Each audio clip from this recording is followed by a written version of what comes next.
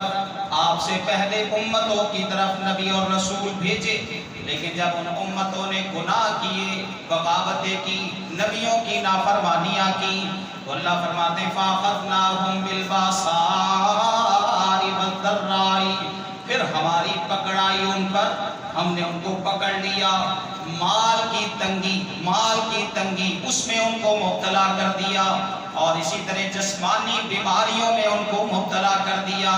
اللہ فرماتے ہیں فَأَخَذْنَاهُمْ بِالْبَأْسَاءِ وَالضَّرَّاءِ لَعَلَّهُمْ يَتَضَرَّعُونَ، یہ مال کی تنگی اور اسی طرح جسمانی بیماریاں، اس میں ان کو کیوں مبتلا کیا گیا؟ لَعَلَّهُمْ يَتَضَرَّعُونَ، تاکہ وہ گڑ گڑا جائیں، جھک جائے اللہ کے ساتھ، اپنے آپ کو سرنڈر کرتے ہیں کہ اللہ اکبر، ہمارا کوئی اختیار نہیں ہے، یہ گناہ ہو گئے، بس ہمیں معاف کر دے۔ لیکن اللہ نے کیا فرمایا؟ فَلَوْلَا إِذْ جَاءَهُمْ بَأْسُنَا تَضَرَّعُوا، کیوں ایسا نہیں ہوا؟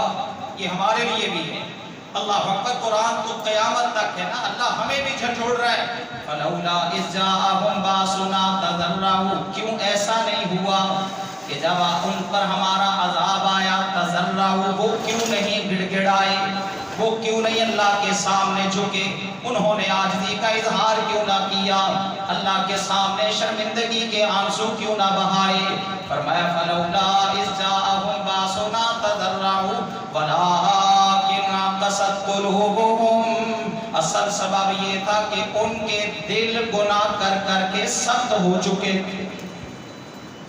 جب دل سخت ہو گئے نا، پھر اللہ کہتے ہم نے ان کو پکڑ لیا۔ اور ایک مقام پہ اللہ نے فرمایا كُلَّنَا أَخَذْنَا بِذَنبِهِ فَمِنْهُمْ مَنْ أَرْسَلْنَا عَلَيْهِ حَاصِبًا وَمِنْهُمْ مَنْ أَخَذَتْهُ الصَّيْحَةُ وَمِنْهُمْ مَنْ خَسَفْنَا بِهِ الْأَرْضَ وَمِنْهُمْ مَنْ أَغْرَقْنَا وَمَا كَانَ اللَّهُ لِيَظْلِمَهُمْ وَلَٰكِنْ كَانُوا أَنفُسَهُمْ يَظْلِمُونَ۔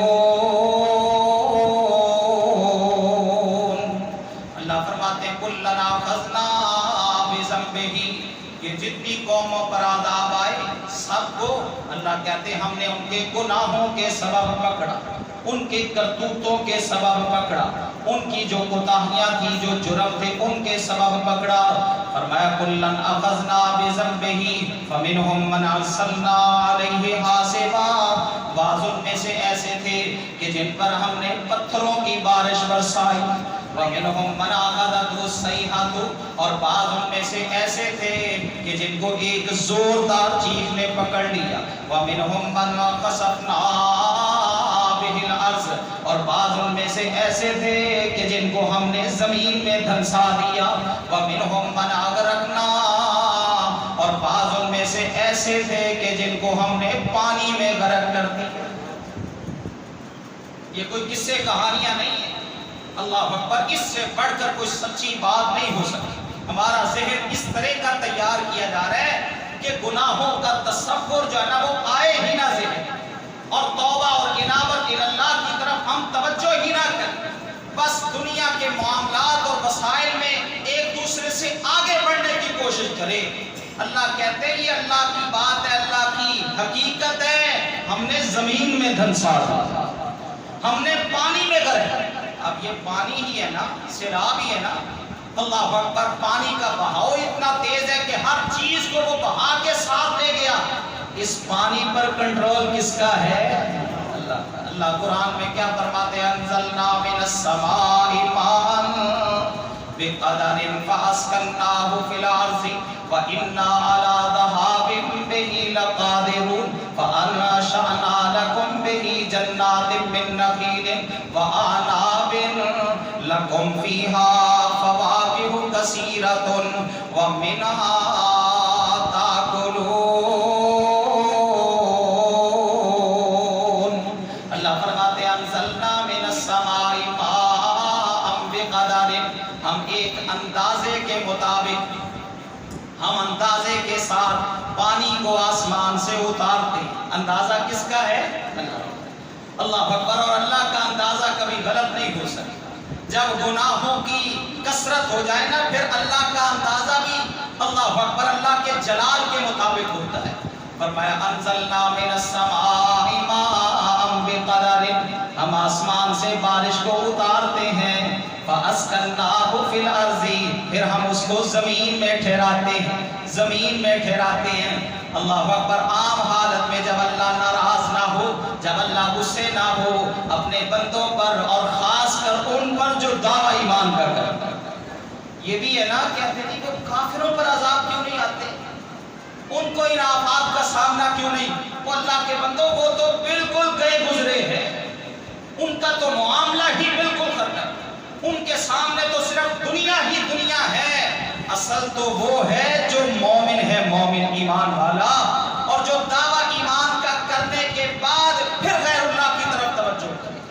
اللہ اکبر۔ دعویٰ ایمان کا کرنے کے بعد پھر اللہ سے تعلق ختم کرے، پھر گناہوں اور بیماریوں میں مبتلا ہو جائے، ان پر پکڑ آتی۔ اور اللہ نے ایک مقام پہ فرمایا وَلَنُذِيقَنَّهُم مِّنَ الْعَذَابِ الْأَدْنَىٰ دُونَ الْعَذَابِ الْأَكْبَرِ لَعَلَّهُمْ يَرْجِعُونَ۔ وہ بڑے دن کے عذاب کے آنے سے پہلے، بڑا دن کون سا ہے؟ ذرا بول کے بتائیں، بڑا دن کون سا ہے؟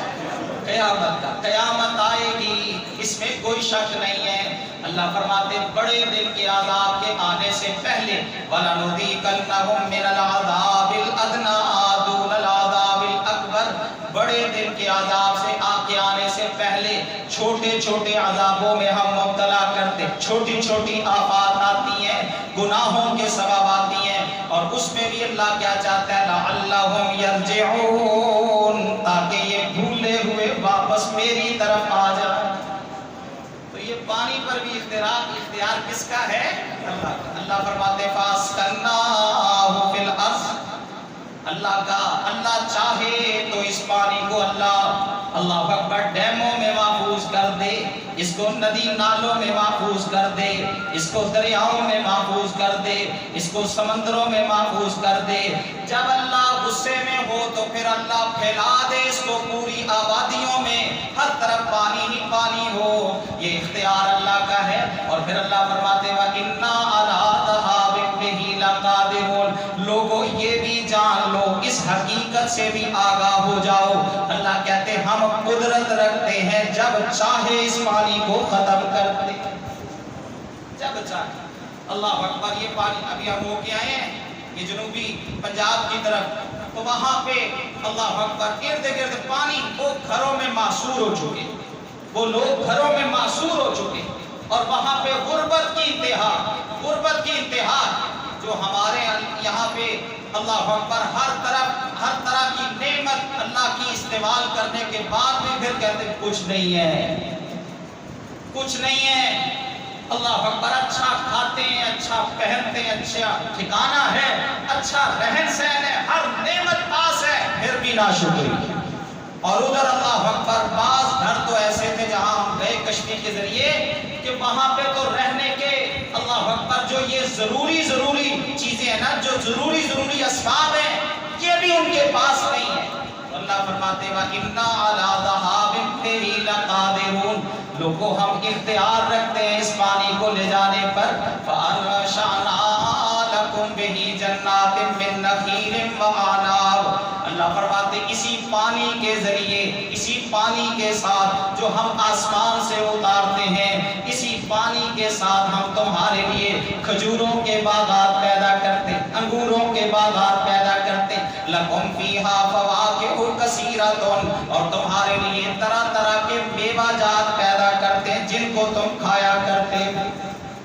یہ پانی ہی ہے، لیکن جب اللہ ناراض ہو جائے نا، پھر یہی پانی اللہ عذاب میں مبتلا، عذاب کے اندر تبدیل کر دے۔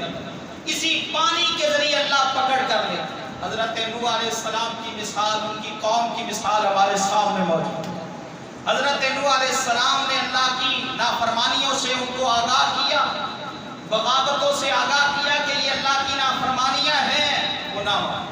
اور 950 سال اللہ کا یہ بندہ ڈٹ کے اللہ کا پیغام دیتا رہا، ڈٹ کے اللہ اکبر بات کرتا رہا، پیغام دے یہ گناہ ہے، یہ شرک ہے، یہ فلاں چیز ہے، یہ تمہیں تباہ کرتے ہیں۔ اللہ اکبر۔ لات اس کو، ود کو چھوڑ دو، سوا کو چھوڑ دو، یغوث کو چھوڑ دو، یہ سب معبودان باطل ہیں، صرف ایک اللہ۔ لیکن انہوں نے ایک نہ سنی، اب اللہ نے کیا فرمایا؟ اللہ قرآن میں فرماتے ہیں ہم نے نوح کو کہا اے نوح وَاصْنَعِ الْفُلْكَ بِأَعْيُنِنَا وَوَحْيِنَا، ہمارے سامنے ہماری وحی کے مطابق کشتی تیار کر۔ نوح علیہ السلام نے اللہ کا حکم مانا، یہ نہیں پوچھا کہ اللہ یہاں پہ تو خشکی ہی خشکی ہے، پانی کہاں نظر ہی نہیں آتا، یہ کشتی تو تیار، بس اللہ کا حکم تھا۔ نوح علیہ السلام